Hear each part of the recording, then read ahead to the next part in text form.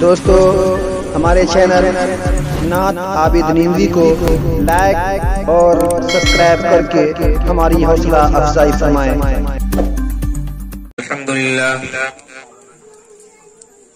الحمدللہ رب العالمین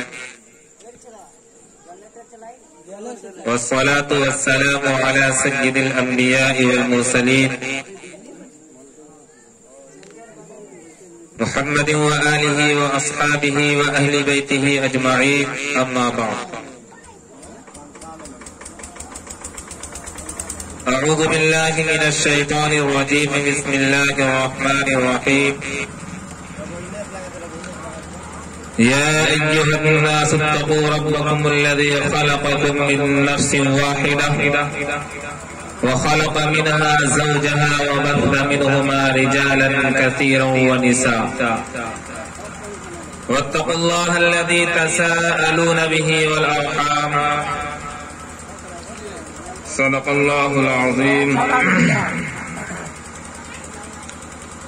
عن عائشة رضي الله تعالى عنها قالت قال النبي صلى الله عليه وسلم إن أعظم النكاح بركة أيسره مؤونة،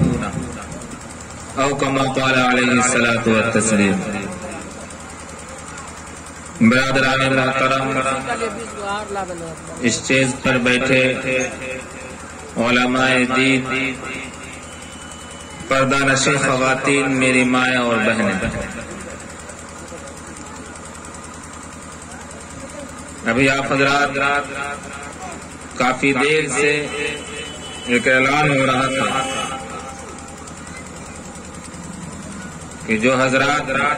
جہاں بھی ہوں ان سے گزارش ہے کہ مجلس تک تشریف لے آئیں۔ اصل انسانوں کا یقین جن چیزوں پر جم جاتا ہے، یا یوں کہہ لیجئے کہ جس کا فائدہ، جس کا پھل ہمیں ظاہری طور پر نظر آتا ہے، اس کے جانب ہم کھینچے چلے جاتے ہیں۔ کوئی دنیاوی مجلسیں لگتی ہے تو وہاں پر بارہا اعلان کی ضرورت نہیں پڑتی ہے،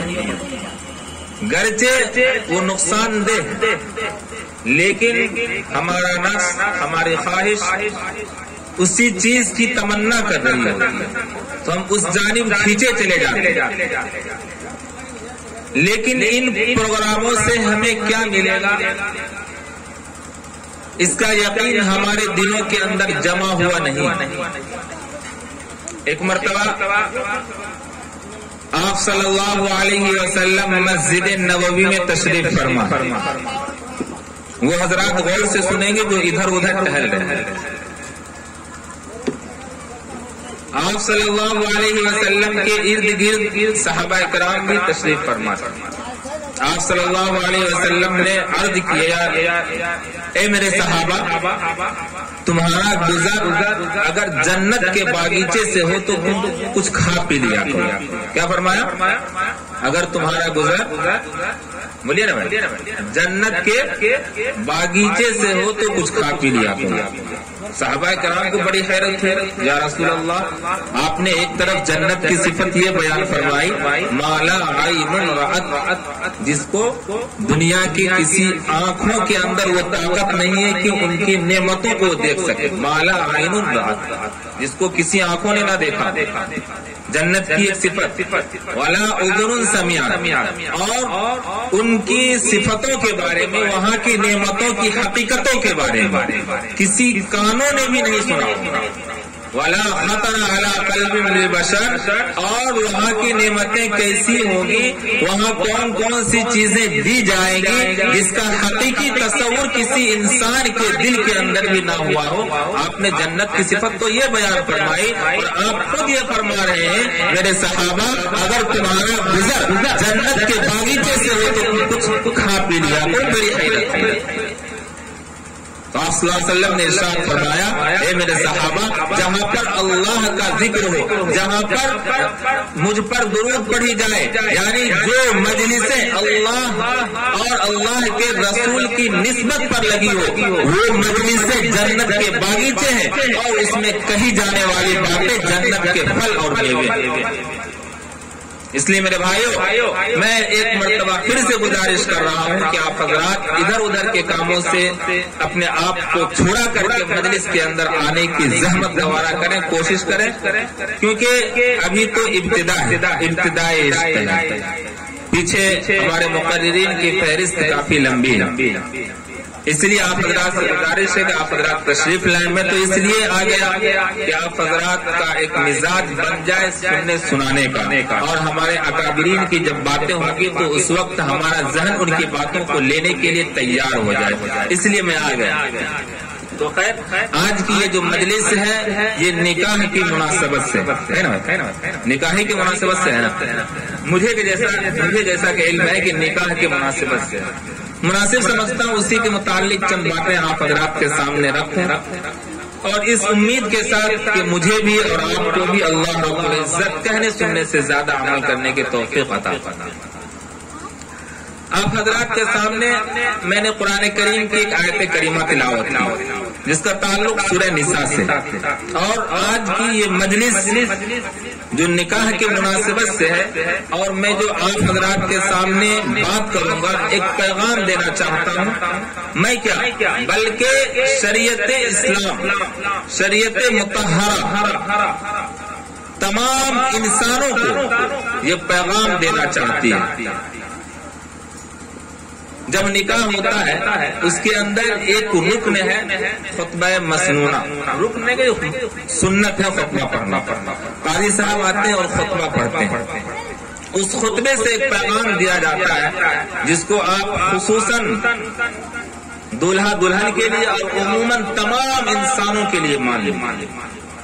وہ خطبہ چونکہ عربی کے اندر ہوتا ہے جس کا معنی مفہوم ہم میں سے ہر شخص نہیں جان سکتا کیونکہ ہماری زبان عربی نہیں ہے ہم عربی نہیں سمجھ سکتے لیکن ان کا کیا مطلب ہے اس خطبے کا مطلب کیا ہے میں اسی کی وضاحت کروں گا حضرات کے سامنے۔ جب قاضی صاحب آتے ہیں تو اس خطبے کے اندر 3 آیتوں کی تلاوت کی جاتی ہے پورے قرآن شریف کے اندر جناب نبی کریم صلی اللہ علیہ وسلم نے پورے قرآن شریف سے صرف ان 3 آیتوں کا انتخاب کیا۔ پہلی آیت ہے یا ایھا الناس اتقوا ربکم الذی خلقکم من نفس واحدہ دوسری آیت ہے یا ایھا الذین آمنوا اتقوا اللہ حق تقاتہ ولا تموتن الا وانتم مسلمون تیسری آیت ہے یا ایھا الذین آمنوا اتقوا اللہ وقولوا قولا سدیدا۔ اب میں تینوں کا ترجمہ کچھ ترجمہ کروں گا اور آپ حضرات سے یہ پوچھوں گا کہ اس کے اندر کون سا ایسا حکم ہے جو تینوں آیتوں کے اندر ایک یا ایھا الناس اتقوا ربکم الذی خلقکم اے لوگوں ربکم الذی خلقکم اپنے اس رب سے ڈرو جس نے تجھے پیدا کیا اے لوگوں اپنے اس رب سے ڈرو جس نے تجھے پیدا کیا۔ دوسری آیت یا ایھا الذین آمنوا اتقوا اللہ اے ایمان والو اللہ سے ڈرو اے ایمان والو اللہ سے ڈرو۔ تیسری آیت یا ایھا الذین آمنوا اتقوا اللہ اے ایمان والو اللہ سے ڈرو۔ تو کون سا ایسا حکم ہے جو مقرر تینوں آیتوں کے اندر یکساں ہے برابر ہے بتائیے کون سا ایسا حکم ہے جو تینوں آیتوں کے اندر ایک جیسا ہے یعنی ایک ہی حکم تینوں آیتوں میں کون سا چیز وہ ہے اللہ سے ڈرو۔ کیا ہے بولیے نا بولیے گا تبھی سمجھ آئے گا سن رہے یعنی سن رہے اللہ سے ڈرنے کا حکم دیا گیا ہے۔ اب یہاں پر ایک سوال ہوتا ہے کہ بھائی یہ نکاح کا موقع ہے خوشی کا موقع ہے ایک ایسا موقع ہے کہ زندگی میں انسان کو ایک بار میسر ہوتی ہے ہمارے زمانے میں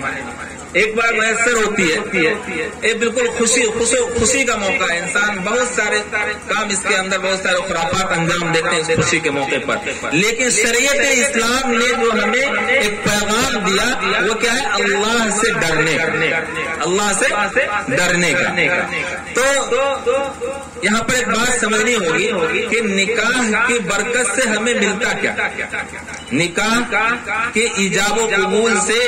نکاح کی برکت سے اللہ رب العزت دو ایسے رشتے کو جوڑ دیتے ہیں جو اس نکاح سے پہلے بالکل اجنبی تھے یا نہیں تھے؟ بالکل اجنبی، دو خاندانوں کو جوڑ دیتے ہیں اس حساب سے کہ بالکل اب خون کا رشتہ ہو گیا، لیکن اس نکاح سے پہلے وہ دونوں خاندان آپس میں اجنبی تھے،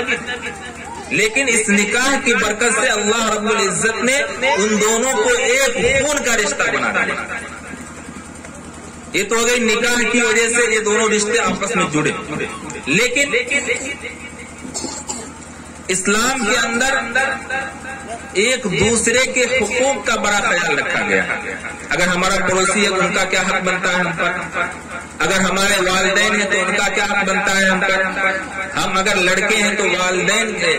والدین کے اوپر کیا ذمہ داریاں ہیں، کیا حق ہے اولاد کے لیے، یہ تمام چیزیں اسلام نے بڑے صاف اور ستھرے الفاظ میں بیان کیا ہے، ہر ایک کو حقوق کو، حتیٰ کہ اگر کوئی غیر مسلم اگر ہمارا پڑوسی ہے تو اسلام نے اس کے بھی حقوق کو بیان کیا ہے کہ اس کا حق ہم پر کیا بنتا ہے۔ تو بھلا بتائیے، جو نکاح کی وجہ سے جو رشتے وجود میں آئے ہیں، جو دو اجنبی رشتے آپس میں جڑے ہیں، ان کے بھی بہت سارے حقوق ہوں گے ہم پر، ہوں گے یا نہیں ہوں گے؟ شوہر کے بھی کچھ حقوق ہوں گے، بیوی کے بھی کچھ حقوق ہوں گے شوہر کے متعلق، اور شوہر کے بھی حقوق ہوں گے بیوی کے متعلق، اسی طریقے سے ساس کے بھی کچھ حقوق ہوں گے بہو کے متعلق، بہو کے بھی کچھ حقوق ہوں گے ساس کے متعلق، سسر کے بھی کچھ حقوق ہوں گے بہو کے متعلق، داماد کے متعلق، اسی طریقے سے داماد کا بھی حق ہوگا سسر کے متعلق، یعنی ہر ایک کا حق ایک دوسرے سے جڑا۔ آج ہم اپنے سماج کے اندر اس چیز کو دیکھیں کہ آج اگر سب سے زیادہ کسی چیز کا جھگڑا ہمارے سماج کے اندر ہے وہ ہے حقوق کا۔ بیٹا کہتا ہے کہ ابو ہمارا حق ادا نہیں کرتے، وہ ہمارے حق میں ناانصافی کر رہے ہیں، وہ دوسرے بیٹے کو زیادہ مانتے ہیں، ہوتا ہے نہیں ہوتا ہے؟ بیوی کہتی ہے کہ شوہر میرا حق ادا نہیں کر رہا، شوہر کہتا ہے کہ بیوی میرے حقوق کو ادا نہیں کر رہی ہے، یعنی ہر ایک انسان ایک دوسرے سے یہی شکایت کر رہا ہے کہ فلاں آدمی میرا حق ادا نہیں کر رہا ہے، فلاں آدمی میرے حق کا خیال نہیں رکھ رہا ہے۔ اس کے لیے بہت ساری چیزیں ہمارے سماج کے اندر ہوتی بھی ہیں، پنچایتیاں ہوتی ہیں اور کیا کیا قانون کارروائیاں ہوتی ہے کہ ایک دوسرے کے حقوق کو ادا کیا جائے اور سبھی لوگ آپس میں میل محبت سے رہتے ہیں، ہوتا ہی نہیں ہوتا ہے، لیکن پھر بھی اس کے اندر سدھار نہیں ہوتا ہے۔ ہمیشہ جب سے آپ نے ہوش سنبھالا ہوگا اور مجھے امید ہے جب تک رہیں گے یہ شکایتیں ملتی رہے گی، ہر ایک گھر کی یہی کہانی، ایک دوسرے سے شکایت کہ شوہر میرے حق کو ادا نہیں کر رہا ہے، بیوی کی یہ شکایت ہوتی ہے، شوہر یہ شکایت کرتا ہے کہ بیوی میرے حقوق کو ادا نہیں کر رہی ہے۔ تو اس لیے اس خوشی کے موقع پر اسلام نے جو درس دیا، جو سبق دیا وہ ہے تقوی کا، اللہ سے ڈرنے کا۔ اگر ہمارے دلوں کے اندر اللہ کا ڈر اور خوف پیدا ہو جائے تو خدا کی قسم کسی بھی انسان کو کسی سے شکایت نہیں رہے گی، بلکہ ہر انسان اللہ سے ڈرتے ہوئے، اللہ کا جب ڈر دل کے اندر رہے گا اس ڈر کی وجہ سے ہر ایک انسان اپنے حقوق کو ادا کرنے کے بارے میں سوچے گا۔ اگر کوئی دوسرا حق ادا کر رہا ہے یا نہیں کر رہا ہے اس کے متعلق غور نہیں کرے گا، لیکن اپنے بارے میں اسے فکر ہوگی کہ اگر میں اپنے حق کو ادا نہیں کر پایا تو اللہ رب العزت کے سامنے مجھے حساب دینا ہوگا، میں کیا جواب دوں گا۔ تو اسی لیے کہا گیا اس کی خوشی کے موقع پر بھی اسلام نے یہ درس دیا، یہ سبق دیا، اے دلہا دلہن، اے تمام لوگوں سن لو، اگر تم یہ چاہتے ہو کہ دنیا کے اندر تمہاری زندگی جنت نما بن جائے، دنیا کے اندر جنت کا مزہ لینا چاہتے ہو تو اپنے دلوں کے اندر اللہ کا ڈر اور خوف پیدا کرنا۔ کون سا ڈر اور کون سا خوف؟ اللہ کا ڈر اور اللہ کا خوف۔ ایک ہوتا ہے قانون جو ہم بناتے ہیں، کہ کوئی اگر والدین کے ساتھ ان کے حقوق کی ادائیگی نہیں کرے گا تو اس پر یہ جرمانہ باندھ دیا جائے گا، لیکن یہ کارگر نہیں ہوتا۔ قانون میں اور تقوی میں بڑا فرق۔ تھوڑا سا فرق بیان کرتا ہوں ایک مثال سے۔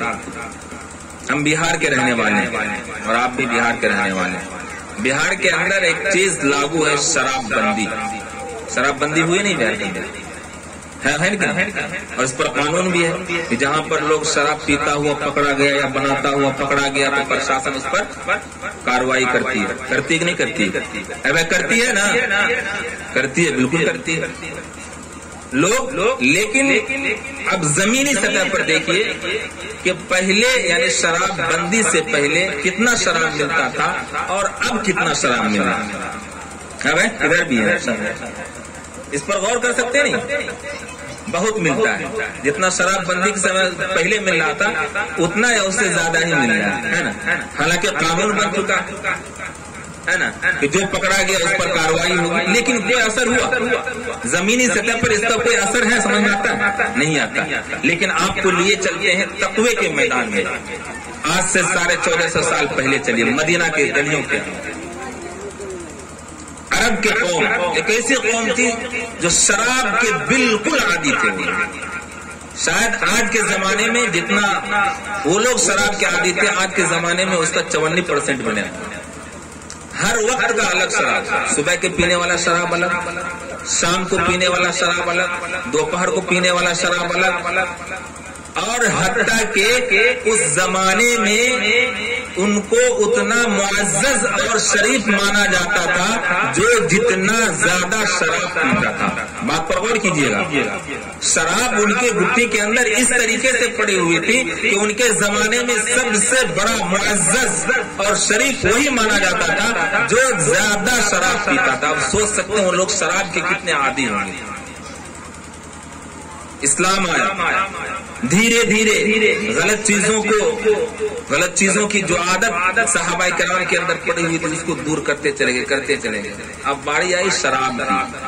جو بڑی مشکل معلوم ہو رہی تھی کہ لوگ چھوڑ پائیں گے، لیکن قرآن کا حکم آیا۔ آپ صلی اللہ علیہ وسلم نے اعلان فرمایا، اے لوگو شراب حرام ہے، الا ان الخمر قد حرمت، لوگوں سنو شراب حرام قرار دی گئی۔ مدینہ کی گلیاں گواہ ہے، اور تاریخ کے اوراق کو آپ الٹا کر کے دیکھ لیجئے، کتابوں کے اندر لکھا ہوا ہے کہ مدینہ کے گلیوں کے اندر شراب اس طریقے سے اس دن بہ رہا تھا جس طریقے سے بارش کے وقت پانی بہا کرتا ہے یا سیلاب کے وقت پانی بہا کرتا ہے، مدینہ کے گلیوں سے ویسے شراب بہا۔ یہاں تک کہ بھی راوی نے بیان کیا ہے کہ جو لوگ شراب پی رہے تھے اسی دوران اعلان ہوا، الا ان الخمر قد حرمت۔ بیان کرتے ہیں غالباً حضرت طلحہ رضی اللہ تعالیٰ عنہ ہیں، وہ بیان کرتے ہیں کہ میں ایک جگہ تھا، وہاں پر ساقی بن کر کے تھا، شراب پلا رہا تھا، تو ان کے مالک نے شراب پیا، ایک گھونٹ اندر ایک گھونٹ منہ میں اور گلاس ہاتھ میں، لیکن جیسے یہ اعلان ہوا الا ان الخمر قد حرمت، سنو اے لوگوں شراب حرام قرار دی گئی۔ وہ بیان کرتے ہیں کہ جو اندر چلی گئی اس کو تو نکال نہیں سکتے، لیکن جو منہ کے اندر تھا نگلنا باقی تھا ان کو انہوں نے اگل دیا۔ یہ ہے تقوی، اور وہ تھا قانون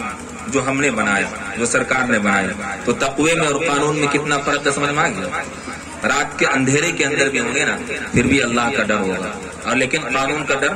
دن کے اجالے میں لوگوں کے سامنے ہوگا۔ اگر یہ تقوی ہمارے دلوں کے اندر آ جائے، رات کے اندھیرے کے اندر گھر میں ہو یا دن کے اجالے کے اندر ہو، کوئی ہو یا نہ ہو، ہمیں اس بات کی فکر ہوگی کہ میری بیوی ہے تو ان کا ہم پر کیا حق بنتا ہے، میرا والد ہے تو والدین کے کیا حقوق ہیں، اگر ان کو ہم ادا نہیں کریں گے تو مجھ پر کیا عذاب ہوگا۔ اگر اللہ کا ڈر اور خوف ہوگا تو یہ باتیں ہمارے ذہن دماغ میں آئے گی، گردش کرے گی، اور اگر اللہ کا ڈر اور خوف نہیں ہوگا تو لوگوں کے سامنے لوگوں کو دکھانے کے لیے ہم والدین کی خدمت بھی کریں گے، لوگوں کو دکھانے کے لیے ہم لوگوں کو یہ کہیں گے بھی کہ ہم بیوی کے اتنا حق تمام حقوق کو ہم ادا کرتے ہیں، لیکن اگر اللہ کا ڈر اور خوف نہیں ہے تو پھر جب اندر جائیں گے جہاں پر دنیا والا کوئی دیکھنے والا نہیں ہوگا، وہاں پر ہم والدین پر بھی زیادتی کر رہے ہوں گے اور اپنی بیوی پر بھی زیادتیاں کر رہے ہیں۔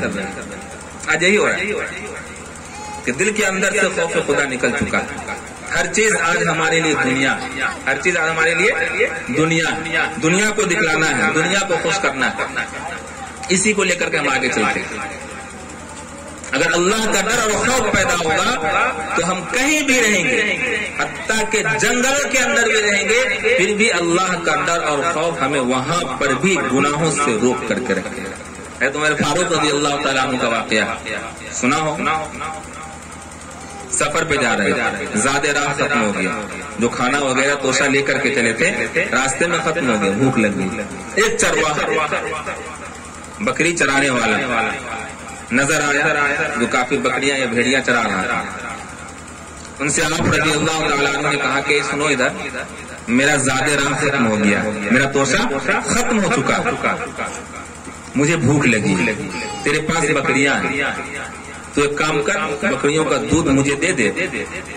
اور میں اسے پی کر کے اپنے بھوک کو ختم کر لوں گا۔ کیونکہ عرب کے اندر مہمان نوازی کا بڑا زور تھا، وہ لوگ مہمان نوازی کا کل بھی کرتے تھے اور آج بھی کیا کرتے ہیں۔ اسلام کی تعلیم بھی مہمانوں کا حق ہوتا ہے۔ تو اس چرواہے نے جواب دیا، آپ ہمارے مہمان ہیں، میں تو آپ کو ضرور نوازتا، ضرور آپ کو دودھ نکال کر کے دیتا، لیکن مجبوری میرے ساتھ یہ ہے کہ میں نے اپنے مالک سے دودھ نکالنے کی اجازت نہیں دی۔ کہاں بولنے؟ جنگل کے اندر، جہاں پر کوئی دیکھنے والا نہیں، کوئی نہیں ہے دیکھنے والا، نہ مالک ہے، نہ مالک کے دوست ہیں، نہ ان کے گھر کے کوئی افراد ہیں، نہ گاؤں محلے کے کوئی افراد ہیں، کوئی بھی نہیں ہے۔ وہاں پر کیا کہہ رہا ہے کہ میں نے مالک سے دودھ نکالنے کی اجازت نہیں لی ہے، اس لیے میں آپ کو دودھ نہیں دے سکتا۔ ہے تو میرے فاروق رضی اللہ تعالیٰ عنہ تھے، وہ اور آزمانا چاہتے کہ دیکھیں اس کے اندر ایمان کتنا ہے، اللہ کا ڈر اور خوف کتنا ہے، اللہ کی خشیت کتنی ہے، اللہ سے یہ چرواہا کتنا ڈرتا ہے۔ میں نے کہا کہ دیکھو ایک ترکیب مجھے سوج رہی ہے، تو ایسا کر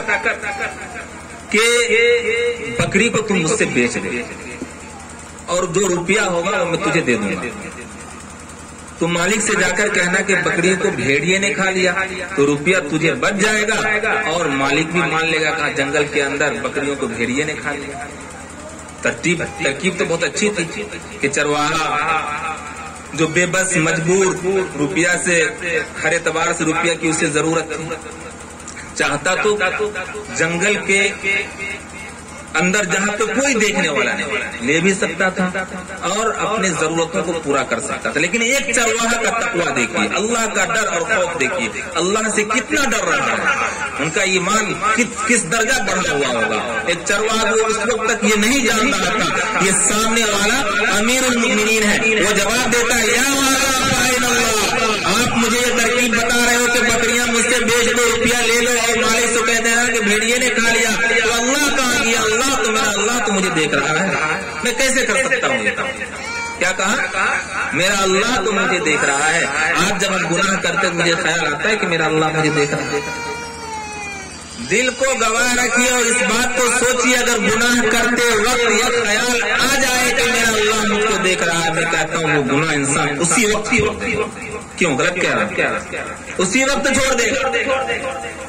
اگر اللہ کا ڈر اور خوف خدا ہمارے دل کے اندر بس جائے، رچ جائے، تو سماج کے اندر جو اتنی برائیاں پھیل رہی ہے، قسم خدا کی ایک سیکنڈ کے اندر ختم ہو جائے گا۔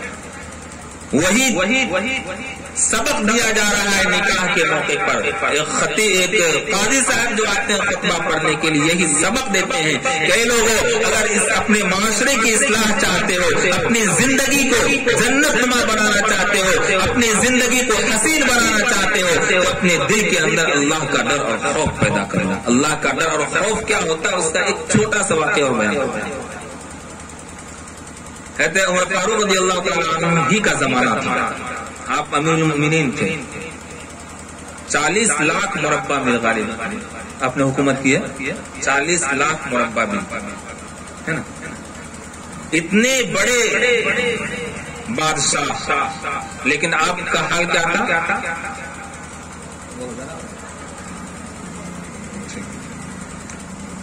اتنے بڑے بادشاہ، لیکن آپ کے معاملات کیا تھے کہ راتوں کو چکر لگایا کرتے تھے کہ کہیں کوئی بھوکا تو نہیں مر رہا۔ آپ کا یہ کہنا تھا کہ اگر دریائے فرات کے کنارے پر کوئی کتا بھی پیاسا مر جاتا ہے تو پھر اس کے بارے میں مجھے پکڑ ہوگی کہ ہم نے کیا کیا۔ تو وہ حکمراں تھے، صحابہ کرام تھے، آپ صلی اللہ علیہ وسلم کی تربیت یافتہ تھے، تو راتوں کو چکر لگایا کرتے تھے کہ رعایا کا کیا حال ہے۔ چنانچہ آپ ایک گلی سے گزر رہے تھے، اس گلی سے آواز بالکل تہجد کے بعد کا وقت تھا، ایک بڑھیا نے دودھ نکالی اور اپنے بیٹی سے کہہ رہی تھی کہ بیٹی دودھ کے اندر پانی ملا دو، دودھ کے اندر کیا ملا دو؟ پانی ملا دو۔ انہوں نے کہا کہ امیر المؤمنین کی طرف سے منع کیا گیا، رات کا وقت، کوئی دیکھنے والا نہیں، صرف اس گھر کے اندر وہ بڑھیا ہے اور اس کی بیٹی ہے۔ اس کی بیٹی کیا جواب دے رہی ہے کہ امیر المؤمنین نے دودھ کے اندر پانی ملانے سے منع فرمایا، تو بڑھیا جواب دیتی ہے کہ امیر المؤمنین تھوڑی ابھی یہاں پر دیکھ رہے ہیں۔ تو ان کی بیٹی نے جواب دیا امیر المؤمنین بھلے یہاں پہ نہیں ہے، لیکن امیر المؤمنین کا خدا تو یہاں موجود ہے، وہ ہر جگہ موجود ہے، وہ ہمیں دیکھ رہا ہے کہ ہم دودھ کے اندر پانی ملا رہے ہیں یا کیا کر رہے ہیں۔ تو اگر اللہ کا ڈر اور خوف ہمارے دلوں کے اندر پیدا ہو جائے تو رات کی تاریکی کیا، دن کا اجالا کیا، کسی بھی صورت میں اللہ کی نافرمانی کرنے کے لیے تیار نہیں ہوں گے اور ہر ایک کے حقوق کو ادا کریں گے، کیونکہ کل قیامت کے دن اللہ رب العزت حقوق اللہ کا جو معاملہ ہے، نماز، روزہ اور دیگر چیزیں جس کا تعلق حقوق اللہ سے ہے، اللہ رب العزت چاہیں گے تو معاف فرما دیں گے، لیکن حقوق العباد ایک ایسا معاملہ ہے کہ اگر ہم نے بیوی کے حقوق کو دبایا، بیوی نے اگر شوہر کے حق کو دبایا، ان کے حق میں خیانت کی، اسی طریقے سے والدین نے اپنے بچوں کے حقوق کو ادا کرنے میں کوتاہی کی، یا اولاد نے والدین کے حقوق کے ادا کرنے میں کوتاہی کی، یا ایک پڑوسی دوسرے کے حقوق کے ادا کرنے میں کوتاہی کی، یہ تمام کے تمام حقوق العباد سے تعلق رکھتے ہیں۔ اس کا معاملہ یہ ہے کہ جب تک بندہ معاف نہیں کرے گا اس وقت تک معاف نہیں ہو سکتا۔ ذرا سوچئے، اگر ایک انسان شراب پیتا ہے، ایک انسان جوا کھیلتا ہے، اگر وہ توبہ کر لیتا ہے، ایک انسان زنا کرتا ہے، وہ توبہ کر لیتا ہے، اللہ رب العزت اس کو معاف فرما دیں گے، لیکن ایک انسان جو اپنے والدین کے حقوق کو دباتا ہے، ایک انسان جو اپنے بیوی کے حقوق کو دباتا ہے، ایک عورت جو اپنے شوہر کے حقوق کو دباتی ہے، وہ توبہ بھی کر لے پھر بھی معاف ہونے والا نہیں، جب تک کہ والدین اولاد کی غلطی کو معاف نہ کر دے اور یا بیوی اپنے شوہر کے حقوق کو معاف نہ کر دے، اس وقت تک یہ معافی ناممکن ہے۔ اللہ رب العزت نے بندے کو اختیار دے رکھا ہے کہ تو نے بندے کا حق مارا ہے، بندہ جب تک معاف نہیں کرے گا اس وقت تک معاف نہیں ہوگا۔ دعا کرے اللہ رب العزت ہم لوگوں کو کہنے سننے سے زیادہ عمل کرنے کی توفیق عطا فرمائے۔ آمین۔ وآخر دعوانا الحمد